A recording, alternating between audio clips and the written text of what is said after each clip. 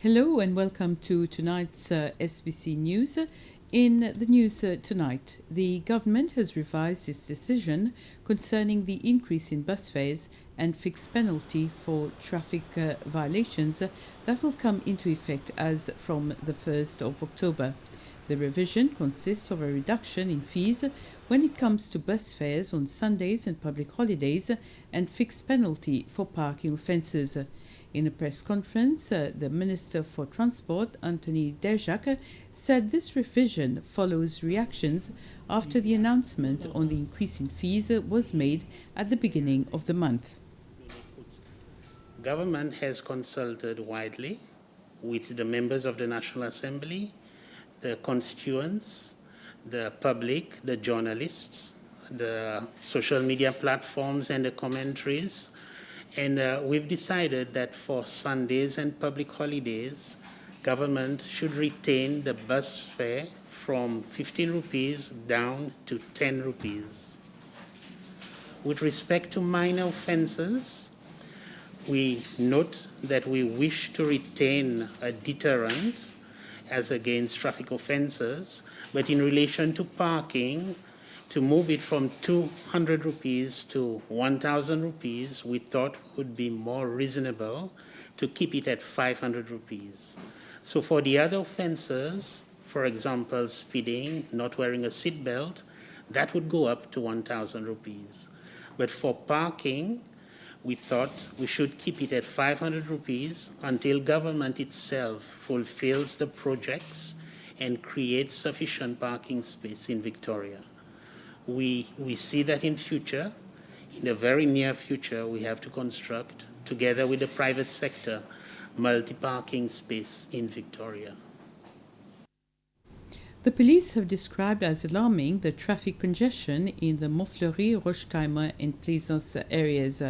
The officer in charge of the traffic section in the police department, Assistant Superintendent Antoine Denous, said they are already in contact with the authorities concerned to try and improve the situation, and he said that this issue started around a week ago. With the opening of the international school, there has been an increase in the number of vehicles using that road. And also we see that the road leading from Mr. Willing's shop to Badajoz is also a bit congested, and we have to ensure that there are officers around to ease the flow of traffic. And this is not easy. It is not easy at all, and I know that there has been sort of complaints by drivers. And this situation is not only in the morning, it is also in the afternoon after school. And I will ask drivers to please bear with us, be a little bit patient. I know that it is not easy, you are arriving work late, but if they can move a little bit early in the morning, because we are working with the authorities, Land Transport, Road Safety Commissioner, to make sure that this situation is solved at the earliest. We are trying to have a meeting, organize a meeting with the schools. As from next Monday, the 20th of September, the Beauvalon petrol station will be closed for a complete renovation. The station, which has been standing for 4 decades now, underwent only small maintenance work. Because of the extent of the work, all services will temporarily close for the duration of the work, which is expected to last for 3 to 4 months. SAPEX General Manager for Operations and Technical, Ray Waro, says that the 2 Victoria stations are fully equipped to meet the needs of the clients of the Beauvalon petrol station during that period. As part of Seychelles Petroleum plan to upgrade all its petrol stations on Mai, Prala and Ladig, where we have done all outstanding apart from Beauvalon petrol station, we are now moving to Beauvalon petrol station to do a complete renovation. Beauvalon petrol station itself has been there for about 40 years, and its mechanical installation itself to include steel tanks, underground pipelines, all have reached their lifespan. Replace all the mechanical installation, replace all electrical installation, and renovate the civil structure and buildings. PUC PUC has lifted all restrictions on the supply of treated water. The decision comes after the heavy rains during the weekend filled the Rochamdam. PUC had started to impose restrictions on treated water supplies due to the persistence of the dry season and as the water in the Rochamdam had considerably diminished. But now PUC says there shouldn't be any restrictions on treated water yet. However, if people notice water restrictions in their areas, they should contact PUC to resolve their issues. For the past week, a French consultant has been working with the PUC to assess the Rochamdam, an evaluation that takes place every 4 to 5 years. The evaluation shows that the Rochamdam is working fine and there are no major issues so far. The Supreme Court has approved Air Seychelles' request to receive more time to pursue out-of-court negotiations with the bondholders who are petitioning for the payment of $76 million for investments made in the national carrier.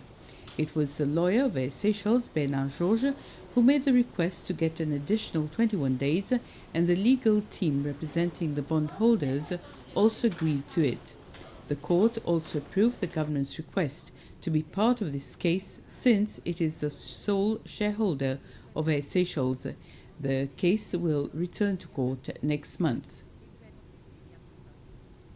533 out of 544 S5 students from state schools on Mahé who had signed consent forms received their first dose of the Pfizer vaccine today. The students, some accompanied by their parents, arrived at their respective schools very early this morning to receive their vaccines. Education Minister Dr. Justin Valentin and other high officials from the ministry visited 3 secondary schools, Montfleury, Rivière-Anglaise and Beauvallon, to show their support. Minister Valentin thanked the parents who authorized their children to receive the vaccine and encouraged the other still hesitant pupils to join their classmates. The Ministry of Health has reported that to date 20,748 cases of COVID-19 have been recorded in Seychelles since the pandemic started. From that figure, 20,103 people have recovered from the disease. According to the latest update, there are 535 active cases of COVID-19 in the country. 509 are on Mahé, 21 on Praslin, and 5 in La Digue. These are our main stories so far this evening. Join me again at 8. Bye for now.